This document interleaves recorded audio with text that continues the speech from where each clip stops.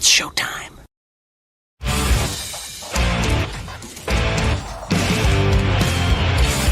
BS and Beer Media, in association with STWF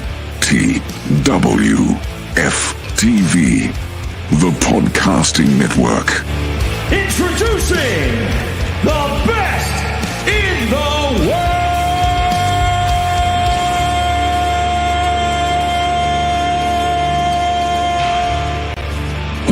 Yeah. What's going on, everybody? Welcome back. It is Best in the World, hashtag BITW. I'm Dale, and with me, as usual, my guy Trell in the building. What's up, Trell? Hey man, what's up, Dale? We back. This time we back. So sorry about that, everybody. Last week, technical difficulties, but you're boys back in the building. All good, man. It's all good. Happens to us all, man. So we had another week of wrestling happen.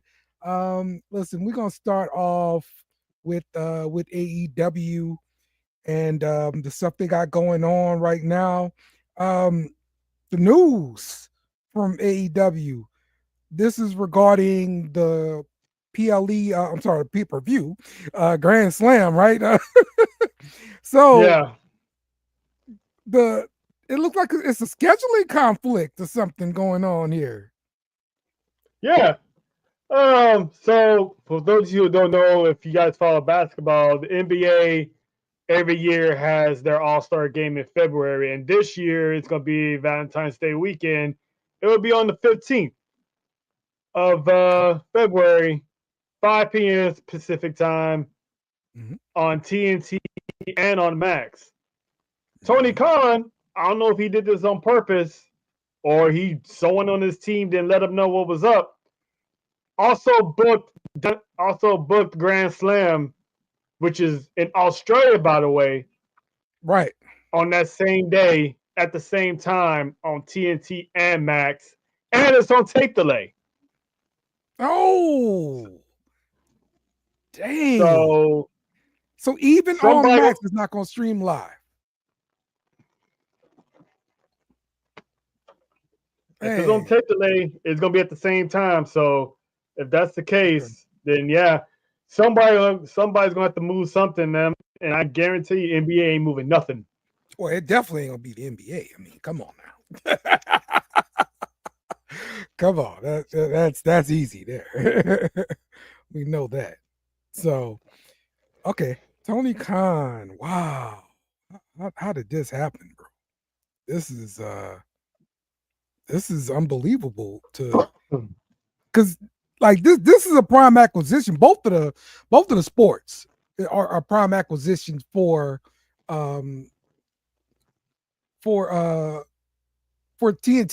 and Turner in general, man. But to me, it seems like they should be the ones to be like, oh, whoa, hold on. Y'all need to schedule this in a different day. Schedule this on Sunday. Something like that. Which I don't understand because Grand Slam has never, ever, ever been a pay-per-view. Ever. It's always been in New York and it's always on Wednesday. So I don't know why, if there's going to be in Australia for that weekend, it would have been easy to just tape it there and then show it the following Wednesday. Yeah. I mean, okay.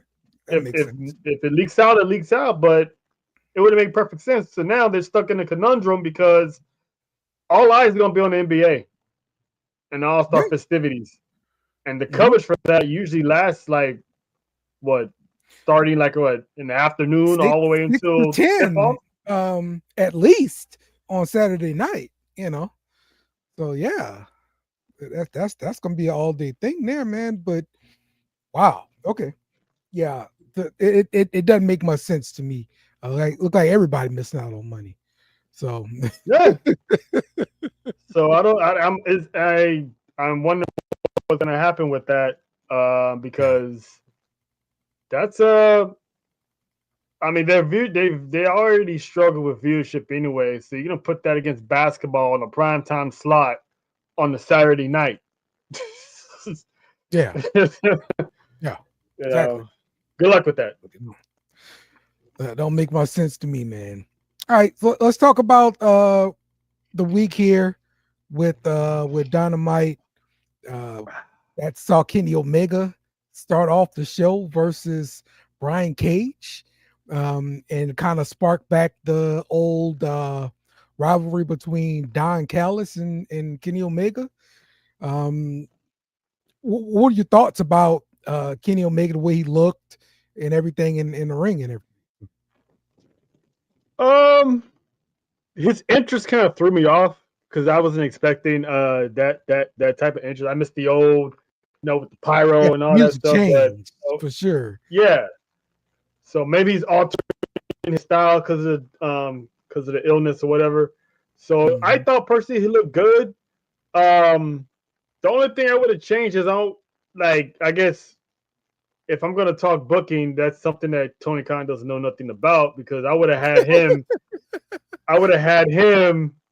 Just appear on Dynamite, have segments, interviews, whatever, get into a fight or something like that. But his return match, I thought for sure would have been on the big stage, like a pay-per-view or at Grand Slam. Well, it kind of was, right? He did a New Japan match, which is again, so that's his first match, but not AEW.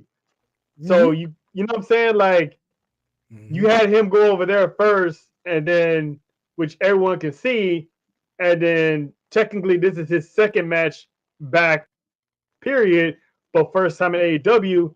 It just I don't know why they did that. I guess Japan is different, but as far as AEW is concerned, I think they should at least waited that out to Grand Slam. Have someone from the Don Callis family challenge Kenny Omega to a match at Grand Slam, and that you would have got his triumphant return to the ring, but they wasted it on regular television, even though Grand Slam is regular television. But they hype it up like a PLE, so I would have saved it to then, Yeah. I agree, man. So my guess is that was all Kenny Omega's call. I guess with him being the EVP, he can call his shots and all that kind of stuff. And one of his shots was, hey, they got this pay-per-view coming up in Japan. We bringing our people over. I'm going to be one of them. And this is why talent should not. That's why EVP should not be on the active roster. And Tony Khan should have been like, no. We're going to save you for, our big event in Australia. But again, if it's New Japan, keep that deal fresh, have them go over there. But as far as in the States, well, not in the States, but as far as in the company goes, you could have waited to Grand Slam. Yeah. I would have been like, sorry, Kenny, you may be EVP, but I'm the president, I'm the boss. I still sign your check. But, Tony doesn't know how to say no. So let's move along in the show. The Hurt Syndicate, and I mean the entire Hurt Syndicate, that includes MVP. He laced up the boots on Dynamite and went up against Private Party and Mark Briscoe. What were your thoughts on this one? Oh, we actually saw Private Party on Wednesday. Yeah, Look at that. I forgot we had tag team champions. It's like they have no storyline, and so they're pretty much gonna feed Private Party to the Hurt Syndicate because I can see where this is going. Either MVP and Shelton are gonna win the tag team titles, or Bobby Lashley and Shelton are gonna win the tag team titles. So I can easily see that coming, and they having MVP look good. I like how they had MVP handle the bulk of the match, have him start off first to show that he still got it. So MVP looked good. He looked fresh. He looked like he never missed a beat. All of them in great shape. Love the entrance. Still missing Pyro, but you know, I'll never get over that. Yeah. It's just they're not doing nothing with Private Party. I wanted these guys to become tag team champions for at least 4 years, Right. 4 or 5 years, This is and their now run. they finally got it, and it's like we haven't seen them. And then This is their run. they changed their music back to the old music, but yet they still was a have the good choice. new music video. Whose choice? Theirs? That was a good choice because I like the whole music better because I mean they get the crowd involved. I like the new one. I like the flex on them. That was cool. You know, like I like that. But you know, they switched it back to shots. Okay, cool. But the video is still flex on the video, so they're mixing two different inches into one. So I'm like, what are they doing with these kids, man? It's like they're wasting away. They got the titles. It's almost like here, enjoy, and they haven't done Dilly Squad. They're not on the road, so it's not like they're defending them at house shows. They don't even do house shows. Yeah, they don't. Yeah. So it's like, what are they doing? I know the Bucks went to Japan too. I saw that during that show. So I think they're gonna stay over there for a minute because I think they won some kind of championship over there. Yeah, they're probably saving their AEW return because pretty much right now, with the exception of Okada, the Elite is gone. I mean, I think Jack Perry's somewhere on Collision and stuff, but other than that, they the always Elite's by gone. Anyway, it don't matter. Yeah. So it's like, I don't know, man. I don't know what the hell they're doing over there. It's just we got the champions, but they're not doing Dilly Squad with them. So but I'm deviating from the point. Hurt Syndicate, they look good. Yeah. It's good to see them on TV. You know, they're hurting people. That's what they do. Yep. Now, let's talk about Jeff Jarrett and MJF. Like, I don't get this. Why do we have this? I don't know what.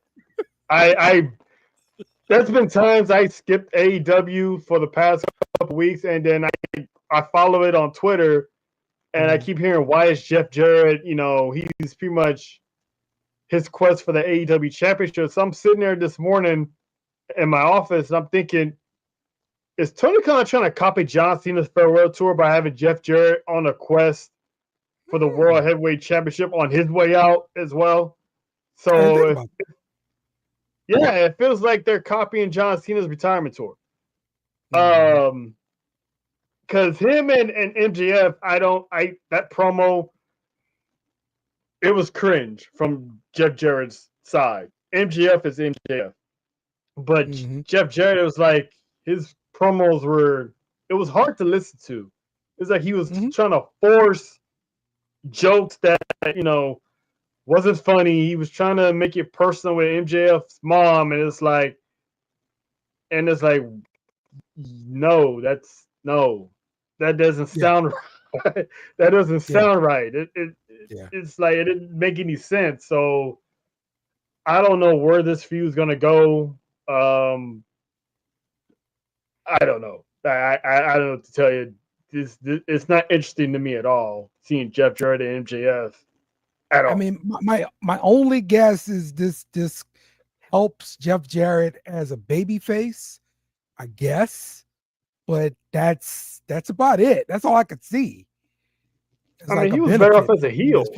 I mean, he's the last outlaw. That fits like a. He sure as hell doesn't act like he doesn't act like an outlaw right now. In my personal opinion, the true last outlaw was the Undertaker. So I'm not gonna. I see why they call Jeff Jarrett the final outlaw because the Undertaker retired, but no. Jeff Jarrett, no. Promos, no. Like MJF just took the money and was like, you know what? I don't care what they give me. I'm getting paid, so I'm just gonna come out here and do nada with no one. So and be happy about it. And we also saw in this show Hook versus Christian Cage with the family, Mother Wayne and all of them. I love it. I love that still. Yeah. But She Hook gives wins. Stifler's mom a run for her money. Yeah. Hook wins this match via disqualification. And this leads to the surprise return of Samoa Joe, who comes out with Shibata, and they kind of get their little group back together. But Samoa Joe is the return, so that's good for AEW, right? Yeah, it's good for me because I miss Joe. I know Joe took some time off for injuries, and he was doing. I think he did season 2 of Twisted Metal also. Yes. So can't wait to see Sweet Tooth again. But he's been away for so long, so it's good to see him back. That's it, man. That's the only highlight of the night was unexpectedly Joe making his return. So I thought that was pretty cool because they really had us thinking that Taz was actually going to get in the ring and do something. So when Samoa Joe came out, I'm like, oh, here we go, my guy. Yep. And we had a women's casino gauntlet match. Everything is always with a casino. I don't get it, but Yeah. At first I thought it was just because it was like Double or Nothing in Vegas, but that's just right. It made sense there. Right? Yeah. That makes sense we elsewhere.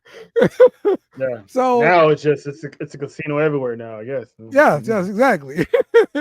So in this match, the result of this match, we saw Toni Storm get the small package pin over Julia Hart to become the #1 contender and will therefore face Mariah May at Grand Slam in Australia.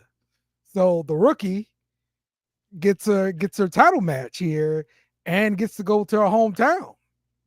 Well, home country at least. Yeah. Yeah. I was telling Jonathan this today. Shout out to John. I have a theory that Toni Storm is pretending to have amnesia just to get Mariah May and that championship. And then in the middle of that match, she just flip the script and be like, yep, it was me the whole time, and take the title back. That's what I think. It would be pure genius. It'd be like the smartest. It would be the smartest thing Tony Khan's ever booked. Yeah. To have her fake that kind of like clicks in during the match. Yeah, that would be interesting. I like it. Or even then, just be like Mariah May playing around with it, then Toni Storm just changing her face, and it's like we're like, oh shit, she was like this. Yeah. She was playing her the whole time, because to have her be a rookie and win the championship, that would be so.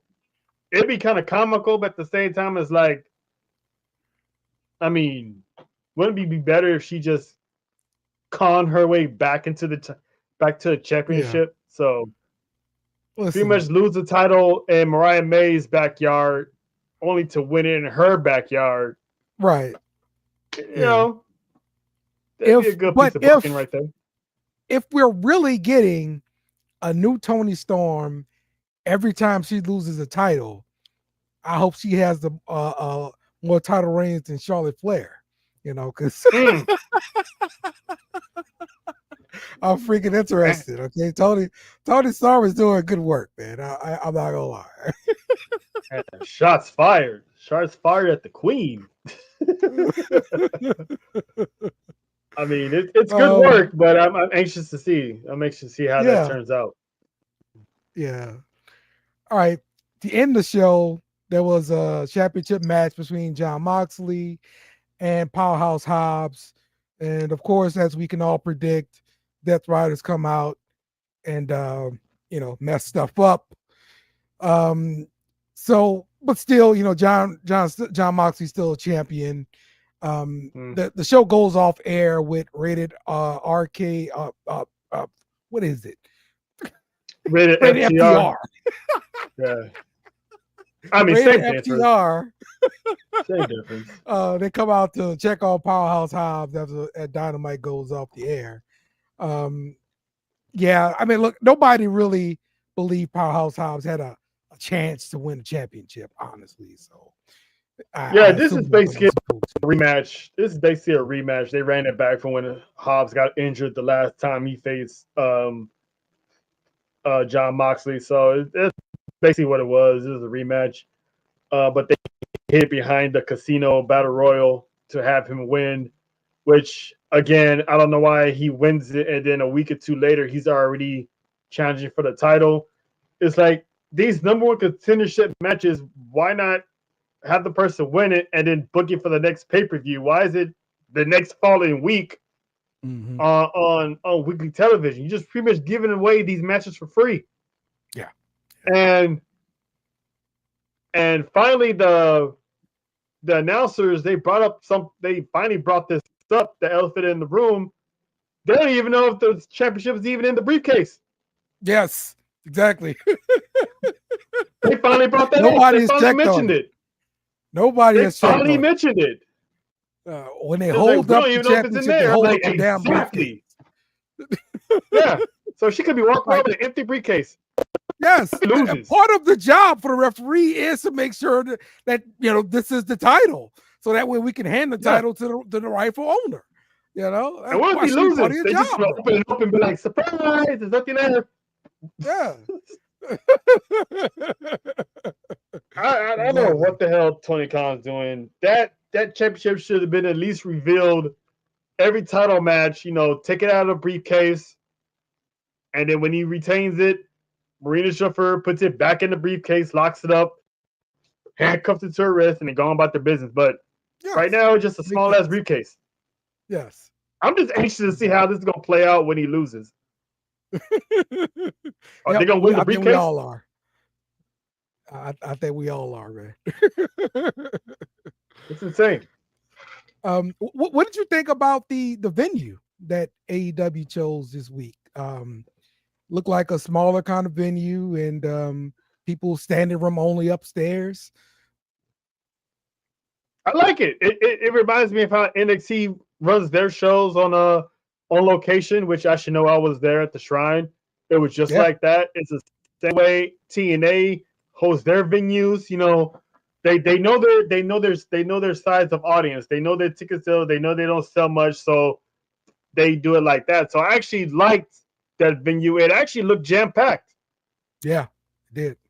It did. It actually looked pretty packed. And when you get a smaller crowd like that, it's all of the diehards and everything. Yeah. So they're gonna be in there having a good time, bro. So it shows up good on TV. So it does. I mean, they just have to take it for what it is. They lose ticket sales.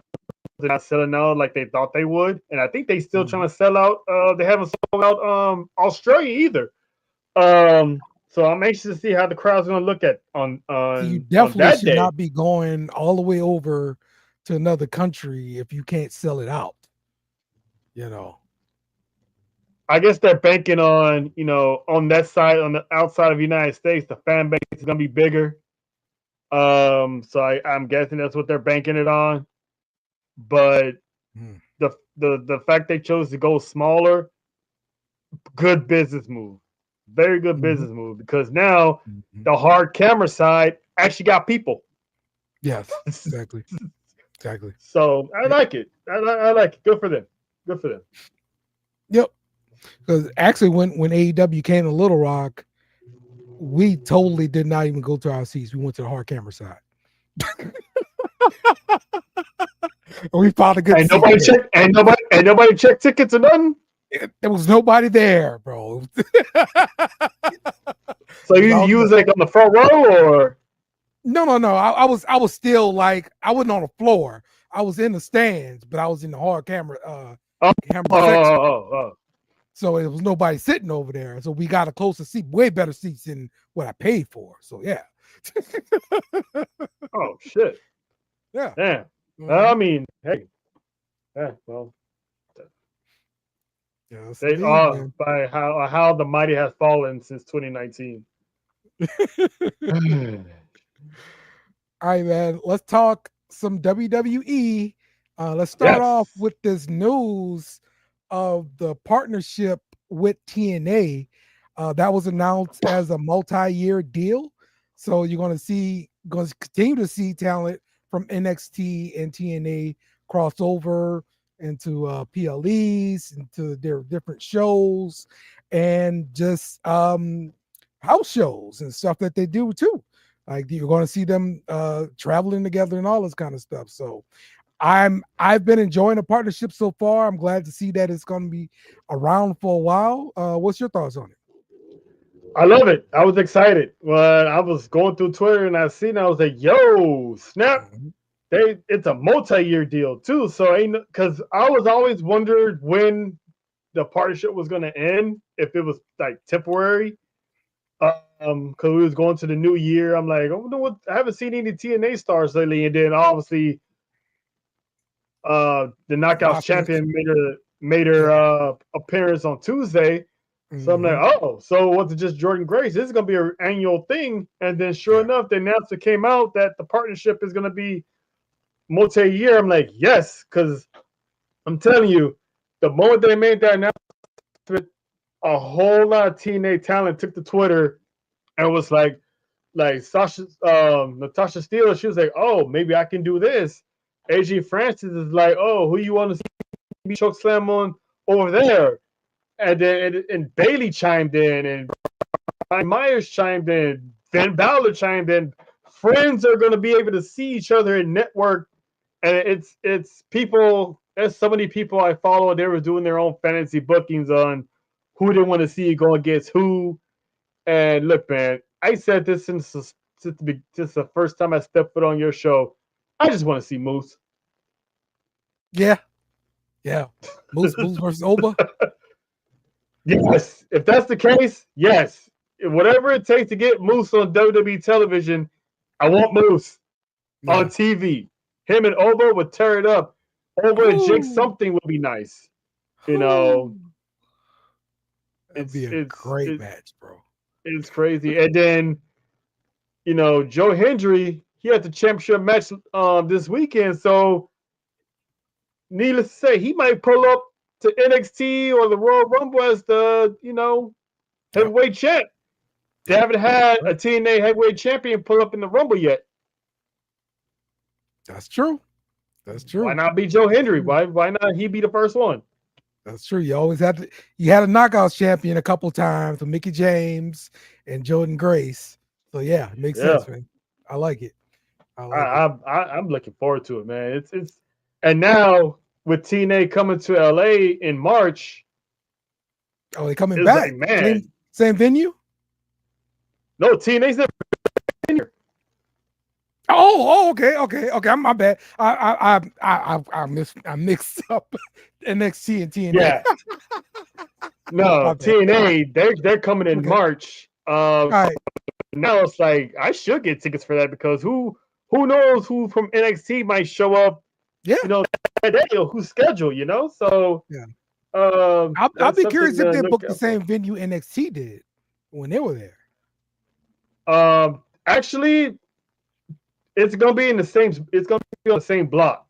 It's gonna be Okay. It's in another spot, like a block away from where NXT was. Okay. All right. Cool. So it's the same. It's the same area, same location, but a block away from the Shrine Auditorium. So can't wait. So just to kind of revisit a little bit last week when you went to NXT, um how was that atmosphere in that one? Was it It like a bunch was of did it feel indie? yes, Okay. it did. It was like a bunch of diehards. Yes. It was Yeah. definitely off the charts. Like it was packed. It was packed. Everyone loved it. Everybody loved Trick Williams. I think the reason why it was jam packed because The Rock made an announcement 24 hours before that he was going to be at NXT. Mm. So ticket sales Oh were yeah. through the roof, Oh yeah. and last minute, and that's why it was packed. So who knows Yeah. how jam packed it would have been if The Rock didn't show up. but the fact that he was in the building, and I actually saw him arrive because I thought I was standing at the entrance, but it turns out I was standing like in the back entrance, Yeah, which they I got you. wasn't anyone in. So, but That's I awesome. seen a big ass truck pull up, and sure enough, it was The Rock's truck. That's awesome, bro. So at least I got that. Yeah, for sure. All right, let's get into this week's show. It starts off with Oba Family coming out, addressing his kingdom because he is the ruler. The ruler. Eddie Thorpe, yeah, Eddie Thorpe ambushed him, and that led to Oba going in the back, talking to the GM, pretty much demanding a championship match with Eddie Thorpe. Eddie Thorpe loves it because he gets what he wants, So that's that. So Eddie Thorpe versus Obafemi. Where's this gonna be at next week, right?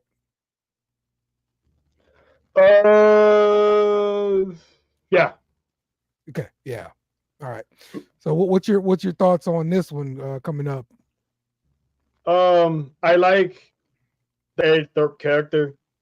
It's like this annoying heel that, like a little pest. But, I like the character change in him. So he's pretty much in his own way righting the wrongs that were done against him.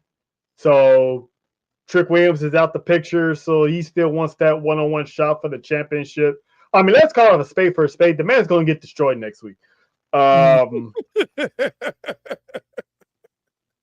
call it for what it is. He wants it. He wants to get destroyed. Yes, that's a weird fetish in a man, but yeah, he's gonna get what he asked. He's gonna get what he asked for, and he's gonna go against the ruler. And yeah, he's not walking out champion. So I don't actually know. It's not even. It's for the championship, right? Yeah, it's definitely for the championship. Yeah. So that's crazy that they're automatically giving an NXT championship match 2 weeks after he actually won it. So makes me believe that something's gonna go down in that main event. Because there's no special type of NXT next week. It's just regular NXT. So I got Oba winning, but I have a feeling something's gonna go down that match because that's a little bit too quick for a championship match. But hey, who am I to argue with Shawn Michaels, right? Yep. All right. Ethan Page defeated Dante Chen. Shout out to Dante Chen for getting on TV again. After the match, we saw Javon Evans run down to get his payback on Ethan Page for breaking his jaw and all that kind of stuff. But he's left laying once again. What's your thoughts on this segment here? I wasn't expecting to see him. But he can walk, he can swing, he can fight. I get it. So I like it. He tried to, show up, and all it took was one punch to the jaw, and it was back down he goes. So I think this playing up. This is probably going to lead to a pay-per-view match. So I like this little feud with Javon Evans. He's really stepping up. Now he's going toe-to-toe with another NXT champion and Ethan Page. So I like the direction of this feud. I like how everything's moved for Javon, and I like the slight character change of Ethan Page because now he's more devious. He's more out of control. Yeah, he's playing like an actual heel and not just some funny guy heel that lucked his way into a championship. So whenever this man wins a championship again, it's gonna be something. So I guess we can credit that to The Rock also. Slapping him on his ass. That pretty much got a light bulb going. So now he thinks he's rubbing shoulders with the big shots now. That's right. He rubbed shoulders with DJ. That's what he called him. So yep. There we go. The Meta Girls defeated the Holy Union. to become the #1 contenders for the tag team titles. I love that with the Meta Girls getting this boost here. Once again, I think they need to be the new tag team champions and let that be their intro to the main roster. What's your thoughts? Oh, I'm glad you asked. So shout out to John, because this was his theory. I don't know if you remember him saying in the case of who attacked Jade Cargill that he pretty much said that one of the assailants was Jakara Jackson and Lash Legend. And they won the tag team. They won the number of contenderships. And tell me this, Dale, who are the current champions at the moment? Bianca Belair and Naomi, who are, as of right now, my prime suspects in this case. Okay. So, yeah. All right. I wonder when this title match goes down, are we going to find out who done it? Or are we going to find out at the Rumble? Because they're all going to be in the same ring at the same time. So I wonder, are we going to find out who did it? You know what? Just a little bit of a side tangent. I saw a rumor where it's Jade Cargill is playing like a Terminator, female Terminator. Oh, Did really? you hear that? Yeah. Oh. Okay. Because I haven't heard anything else about injury or anything. And this has been the only news I've heard of her is just something like this. So is she taking off work to go shoot a movie or something? I don't know, because the last time I heard about her, she was at the PC. Oh, okay. Okay. All right. All right. So that's probably better than what I heard then, because that's the last I heard, that she was at the PC. So she should be back at the Rumble, or maybe the SmackDown before the Rumble if the championship match is then. I don't know when they're gonna have that championship match. Maybe it's gonna be at Saturday night's main event. I can see that, happening, because that's next weekend. Yeah, you're right. Sure enough. Okay. All right. Cora Jade defeated Kalani Jordan. Kalani has been on a bit of a losing streak, and during this match, you started kind of seeing her press a little bit, being pretty aggressive, almost like heelish. Yeah. Do you think we're seeing a heel turn coming from Kalani? Oh yeah, yeah. She's getting there. It's slowly but surely coming out, week to week, man. You can tell that she's turned to a dire of a mad black woman real quick, and it's unfolding. It's unfolding to us right in front of our eyes. Yeah. That little cute little curly haired girl that does gymnastics. She's about to be a killer. You can tell in her face. She's about to be a stone cold killer. And I hate to see who that first person is going to be that gets that full heel turn. Mm-hmm. Yeah. It's going to be interesting. Look, Kalani Jordan has been surprising me ever since they put the North American title on her. I thought she was just one of the girls in the background or whatever until they put the title on her. So yeah, she the real deal, man. Man. Nathan Frazier and Axiom defeated OTM to retain the NXT Tag Team Champions, but we're seeing Johnny Gargano and DIY come out there with their tag team champions. Are we going to unify the championship here? Is this what we doing? I hope. I mean, I wouldn't be opposed to it, because now you have the championships on every brand. They did combine the women's tag team championships because they wasn't doing nothing in that division. Yes. So, but then again, it wouldn't make any sense, because in the women's division there was only one set of tag team titles that was on the main roster, and they just combined with the NXT. For the men, there's Judgment Day with there's not there's the War Raiders with their tag team championships and their tag team championships. So I don't think there's going to be a merger of titles. Okay. Maybe they went back home and scout the competition, and we might see maybe champs versus champs, because DIY did held it down in NXT for a long period of time, and they stake that claim to one of the greatest tag teams of NXT history. So maybe they're just scouting Axiom, and maybe they want to match with them. Let's see who's the best tag team. I don't know, but unification, it wouldn't make any sense if the War Raiders still got their championships on Raw.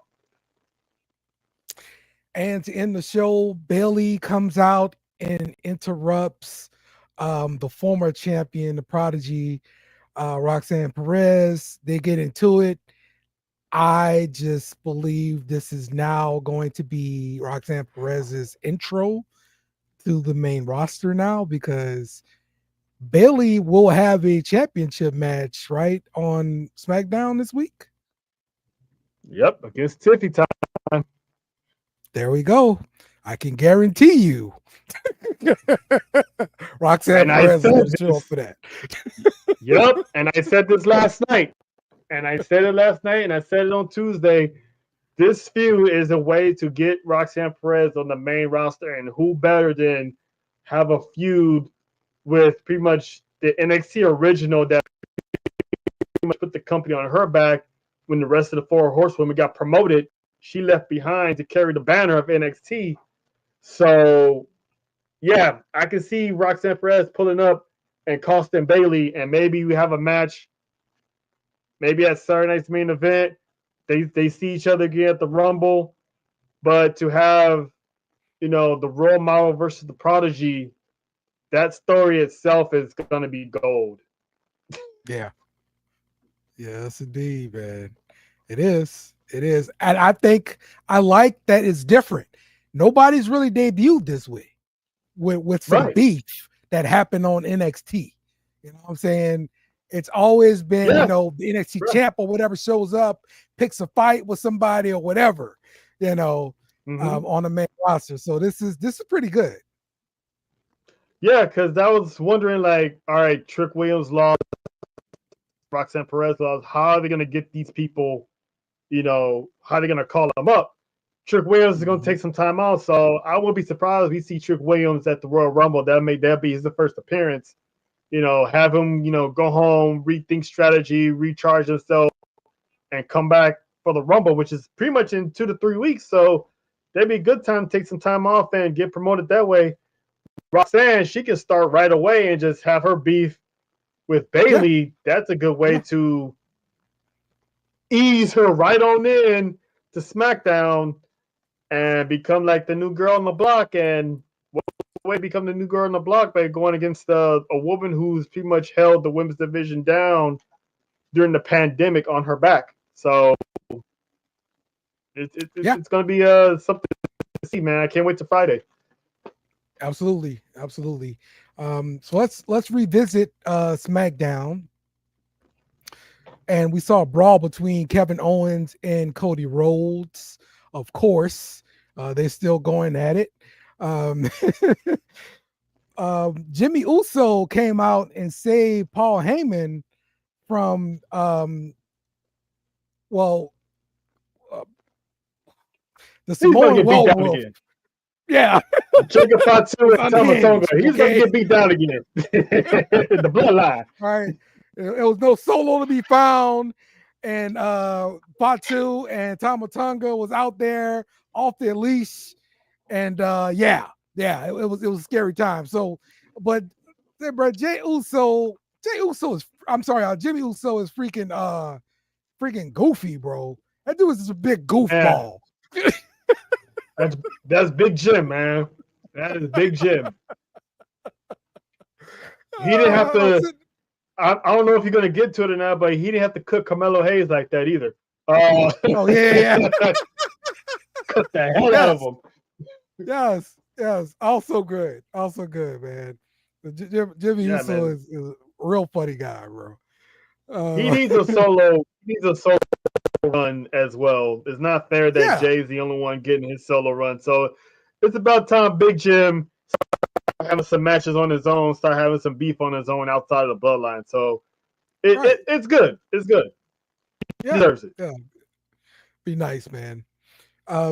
We saw Chelsea Green defend her women's championship, well, United States championship. I'm sorry, against Mi Chen successfully. I love Chelsea Green. Need more Chelsea Green. That's all I'm gonna say about that. Yeah, I second that. She I salute to her anytime, you know? Yes, absolutely. We saw LA Knight defeat Shinsuke Nakamura via disqualification. So are we sparking this thing back up now? It's going to be more of Nakamura and LA Knight? I don't know, because let's rewind that a little bit, because it ended a disqualification because LA Knight just stick his nose out of bloodline business earlier in the night when they was kicking, Jacob Fatu and Tama Tonga out the building. Jacob Fatu was like, he looked at one of the security guards who was scared for his life. I'm pretty sure he pissed his pants. Yes. He was like, you need to think about your life right now, because there ain't no one kicking me out this building. And LA Knight was like, I got you. Get the hell out of here.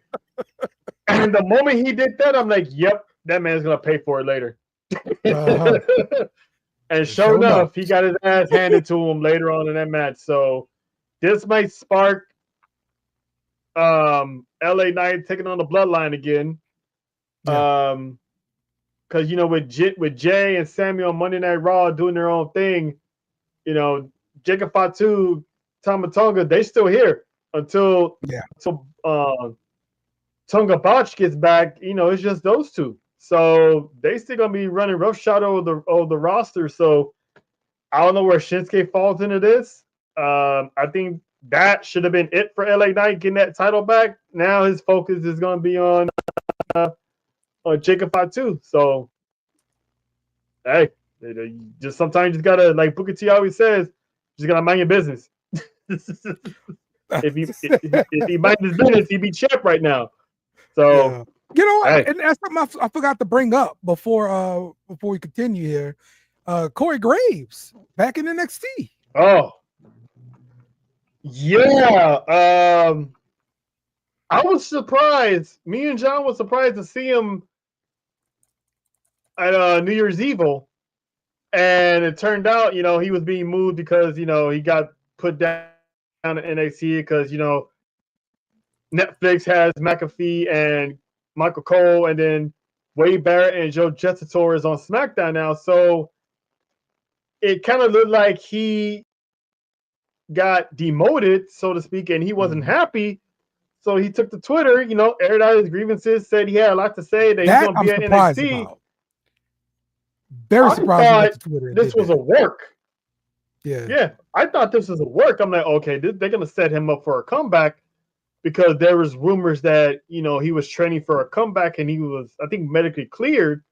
So I thought it was a work, because he had a lot to say. I'm like, oh, he's going to drop a pipe bomb like CM Punk or something. And the next thing you know, hours later, one, the tweet was gone, and two, WWE put out a statement saying Corey Graves will not be appearing on NXT. So, I missed that one. Okay. Yeah, that's why you didn't see him, because they issued a statement saying he wasn't appearing. Okay. So I'm like, is this a work, or was Corey Graves planning on going rogue, and WWE was like, no, you don't. You're gonna sit this one out. So we also did hear like that Michael Cole won't be working as many dates as he's been doing the past 20-something years or whatever. Yeah, he's gonna have a lighter schedule, so I don't know if that means. That's what I'm thinking. If he's gonna miss and Raw the way I believe Michael Cole wants him to be the heir apparent, and with him taking to Twitter like that, I'm wondering if he screwed that up. Me too. I don't. Like I said, nowadays WWE toast that line of what's real and what's a work. So at this point, I honestly definitely don't know what is what.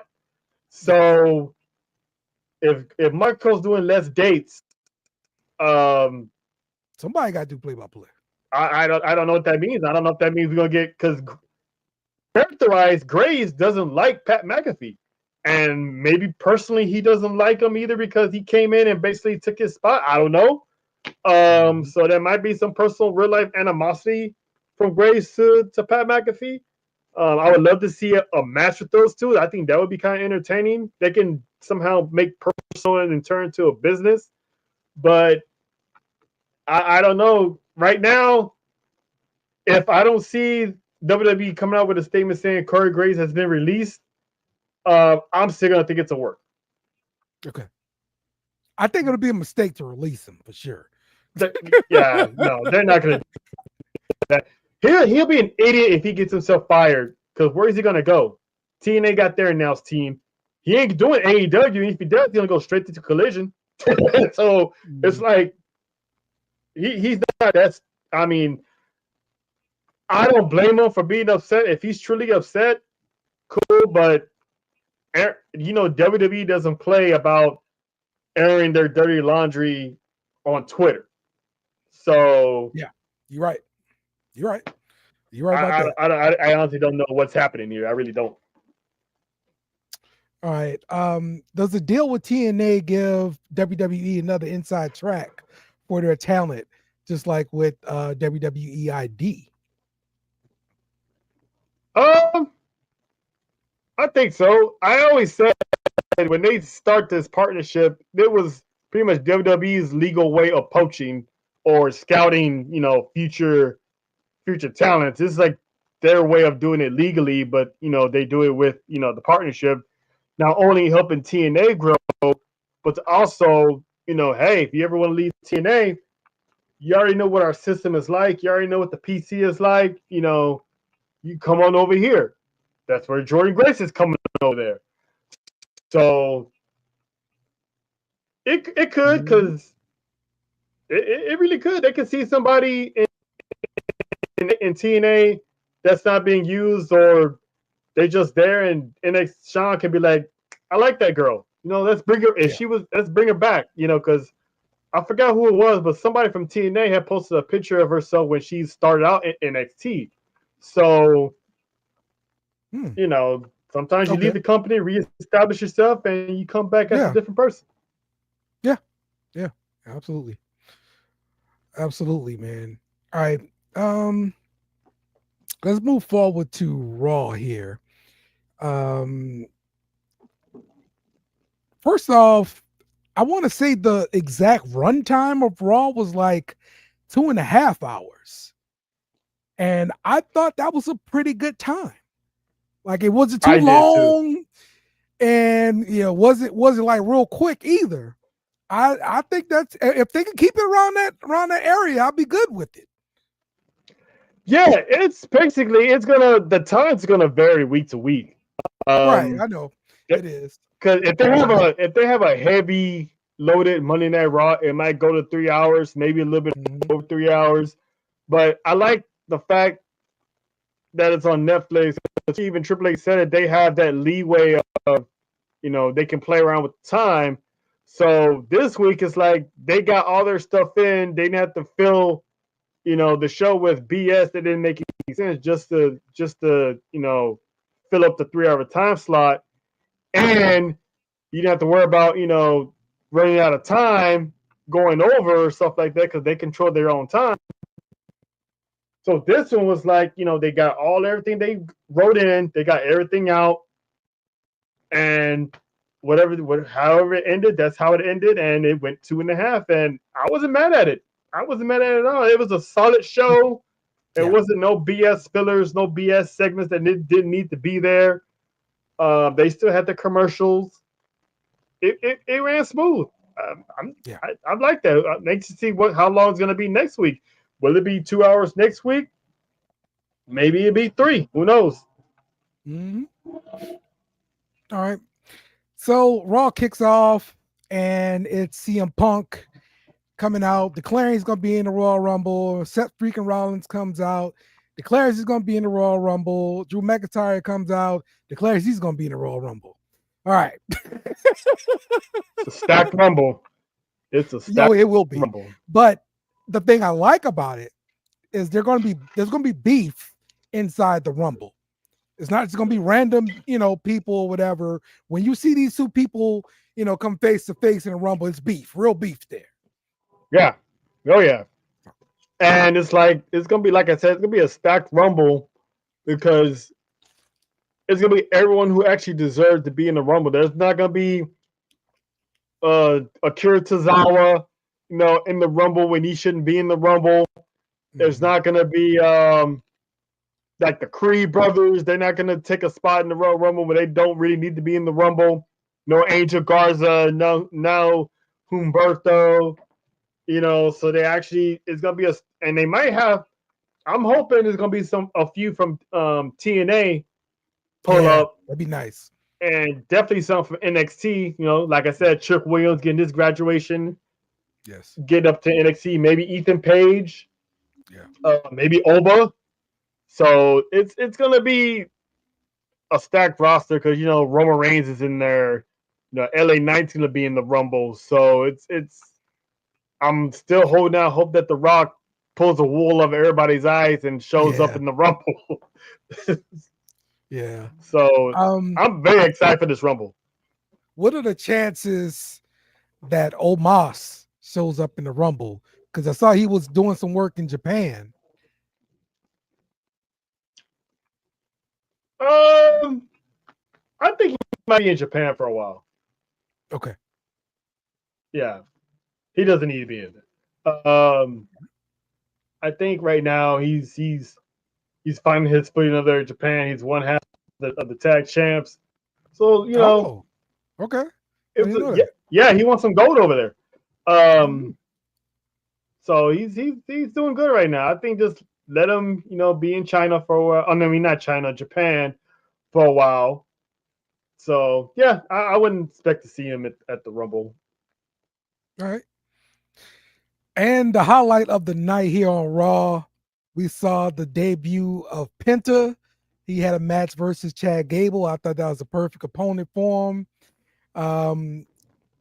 Penta grabbed the mic, bro, and he spoke a lot of Spanish, but he spoke English too, and I was shocked. Mm-hmm.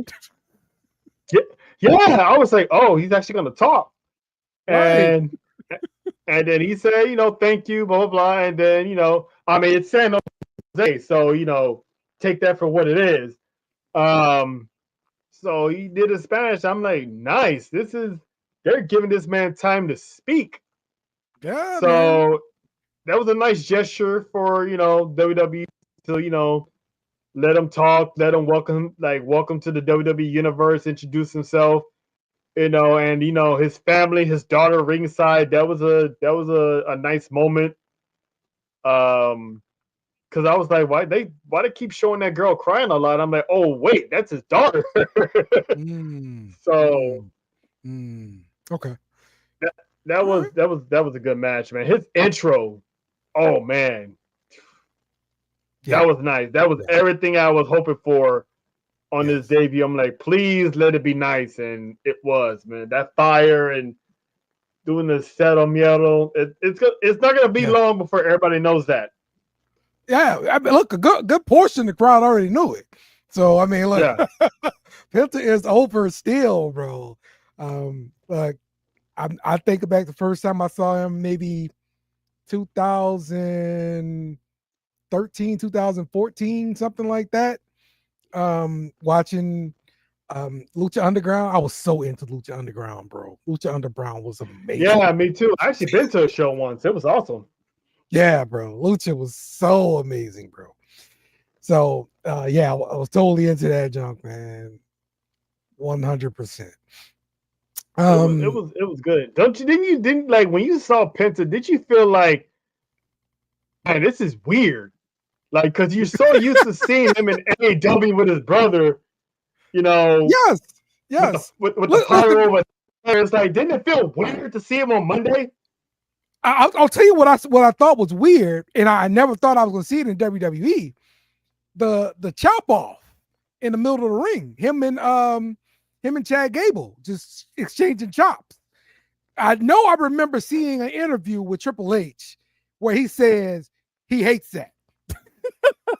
He hates the chop off. He hates that.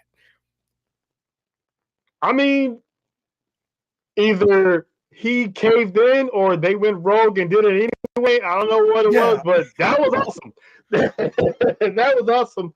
I like how they still let Penta be Penta, but honestly, he wasn't AEW Penta.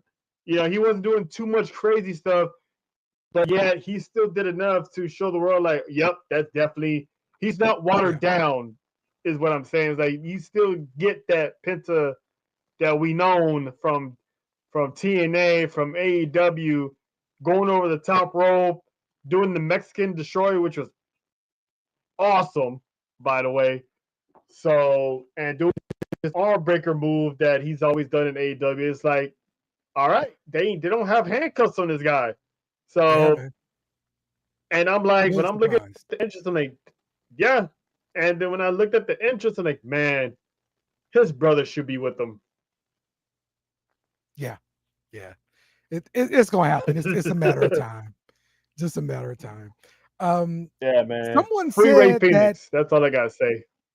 Yeah, someone said that Penta is the heir apparent to Rey Mysterio and the replacement. Like, what do you think about that? Man, what I think about is, damn, what happened to Dragon Lee? I thought he was the heir apparent to Rey Mysterio. Even Rey Mysterio told him he's the future of Lucha Libre, but I guess join the LWO and that went down. Yeah. I mean, and he was getting pushed for a bit, so I don't know why. I don't know, man. It's weird. Dragon Lee should get more solo time than what he's getting. I mean, that's another crazy athlete.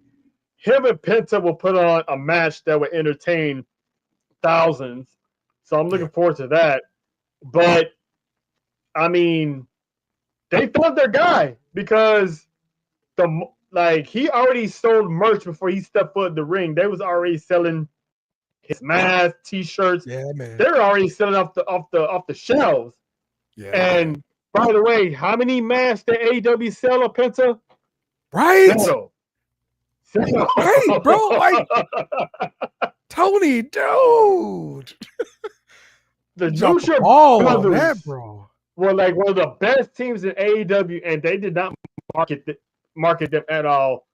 They didn't market the merch. They didn't market the masks or nothing.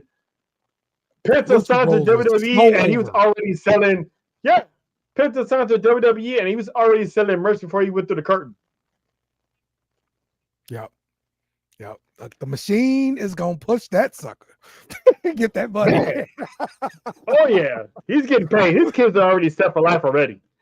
In one night, because his with that interest and his style, he's gonna get popular real quick in WWE. As long as he books right. Put him in match with Dragon Lee.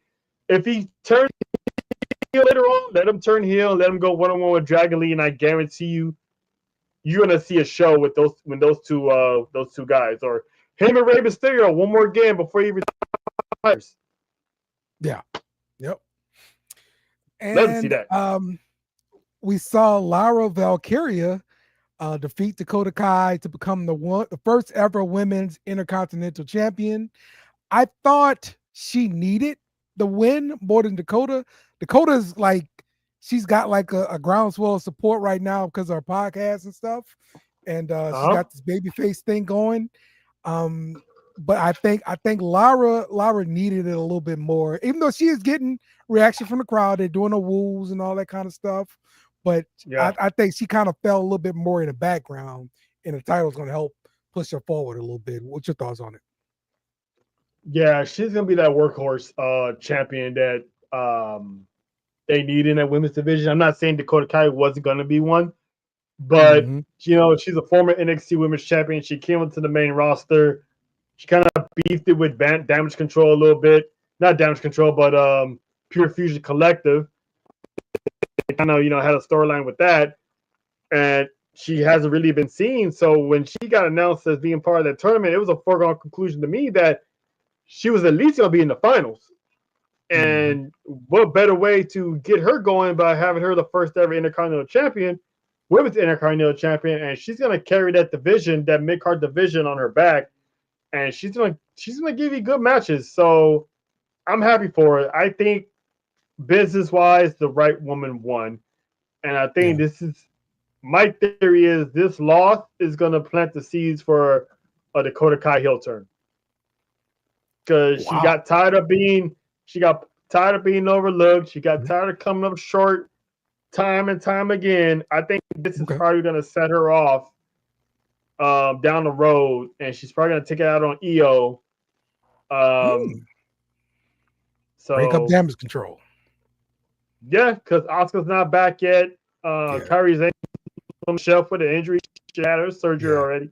So she's going to be out of action for a while, so you might as well. Wow. Okay. Makes sense. All right. And we saw Rhea Ripley come out to celebrate her championship.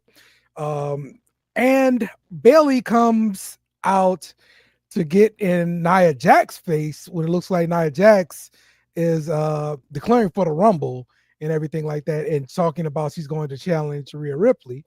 Well, here comes, Bayley getting in more beef. Bayley got beef on every show, bro. Yeah. I mean, it's her home state. So I'm not surprised she's all over the place. Yes. Bayley got beef on every show now. So it's gonna be interesting seeing this women's Rumble come together. You think we're gonna see more from TNA in the women's Royal Rumble? Oh yeah, I think Marsha Samovich is gonna be there. Anyone else that pulls up that I don't know. I really, I mean, it'd be nice to see maybe Tasha Steelz show up to the Royal Rumble. Who are the top women over there? Definitely not Tessa Blanchard. I don't think she's gonna be there. No. I mean, eventually, if my elegance, maybe, because eventually the women's champion always shows up at NXT. So eventually, it's only a matter of time. Tessa Blanchard's gonna get her hands on a Knockouts championship. So I think maybe later on down the year, you're gonna expect to see Tessa Blanchard on NXT. But right now, obviously Jordan Grace's contract will be up by then, so she'll be at the Rumble. Maybe Masha Slamovich will be at the Rumble. Hopefully Tasha Steelz, some NXT talent. Maybe see some Zarya, Stephanie Valkyria, maybe some Julia. Hopefully I see Zarya, because imagine Nia Jax is in there and Zarya shows up. Yeah. That'd be a nice face off. That's gonna be nice. Nice face. That's gonna be another stacked Royal Rumble too. The females, definitely, because Charlotte, Jade. It's gonna be who's who. Yep. I'm trying to think of another big muscular lady besides the Juggernaut that could like face off with her, because like Zarya is way taller than Jordan Grace. That was the problem with that. I can't think of anybody else. Maybe just come up straight. Last Legend. Last Legend might be too tall though. I mean, for who? Jordan Grace? But Zarya to face up against. I mean, but Zarya still got that power too, so they can easily play off of that. So short in stature doesn't really mean anything nowadays. I mean, no, but I'm thinking more about the just to stare off. The 5 seconds of Yeah, but it's Zarya, so it's gonna be like, oh, okay. So it's to get the oohs and ahs of Zarya and Jordan Grace renew their that little spear that Jordan Grace took on accident when they was in that 10-woman tag match a while back. So I'm pretty sure Jordan Grace hasn't forgotten. So if her and Zarya come across each other, oh yeah, there's definitely gonna be some oohs and ahs. So Yeah. And if I'm telling you now, if AJ Lee's music hit, I'm gonna lose my shit. Yeah, man. I mean, Punk says she's so busy. What else is she doing like that, man? Like I saw her in heels. She wasn't busy enough for that. It's the same thing. Come shoot some TV. That's what we doing.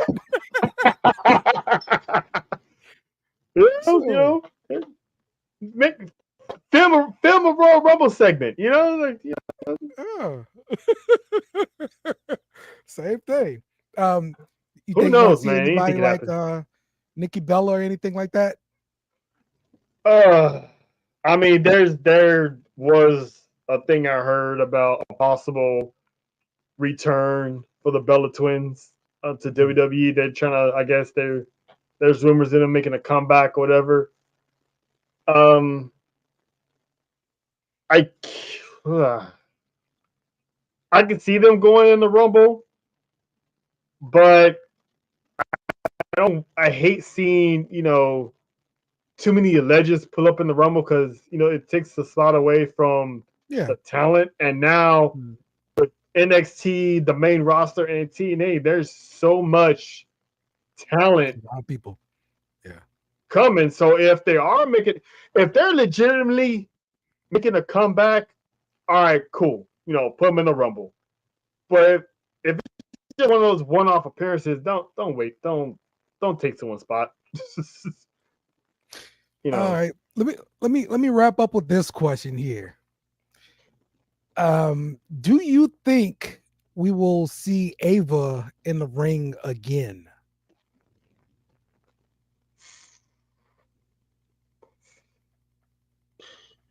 I'm gonna say no. Because she wasn't that good wrestling wise, which is why they gave her the manager role in the first place. Because she wasn't that good as a wrestler. I mean, unless she goes back and train, but usually WWE gives you that small window of a chance. And if they think you ain't got it, they'll put you in something else. And so I don't know how long she's going to be the general manager of SmackDown. But I don't see her wrestling anytime soon. I mean, never say never in WWE, but right now I'm going to say no. Okay. I don't think she'll wrestle again because JoJo tried it.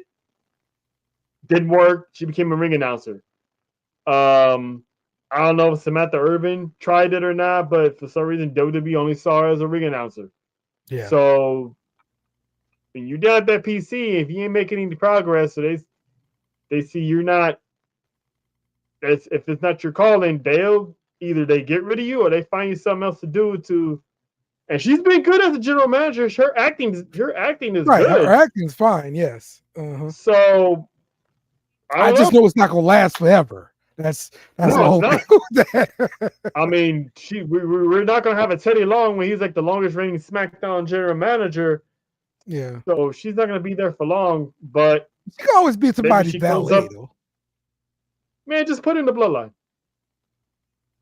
There you go. That'll solve everything. Just have her be the manager, the valet, and the bloodline. She got family. She got family waiting on her. So right. Her pops will make it work. You got cousins. She got cousins. So yeah. Of course. All right, man. All right, that's gonna wrap up the show for this week, man. Appreciate everybody for chiming in. Trell, appreciate you as always. Oh man. Oh yeah. Back in the saddle, man. Back in the saddle. Yes, sir. All right, and we will see you guys again next week. Kenny Omega, take us home. Must meet you too. Goodbye. Mwah. Good night. Bang! Yes! Thanks for watching our show. Remember to subscribe for more shows on the network. Smash the like button, share, and comment.